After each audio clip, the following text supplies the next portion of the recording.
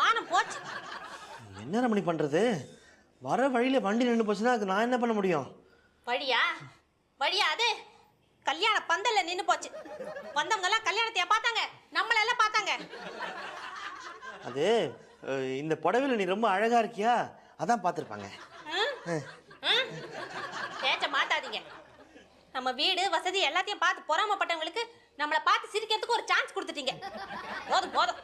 இனிமேல் உங்க கூட நான் எங்கேயும் வெளியில வர மாட்டேன். உங்களுக்கு வேணும்னா நீங்க தனியா போய்க்கிங்க. என்ன ரமணி இப்படி சொல்ற? நீ இல்லாம எங்க நான் வெளில போக முடியும்? ஆமா, எப்படி போக முடியும்? வண்டியை தள்ளுறதுக்கு ஒரு ஆள் வேணும்ல. ரமணி, உன்னை உட்கார வச்சு நானும் கொஞ்சம் தூரம் தள்ளிட்டு வந்தேன்ல.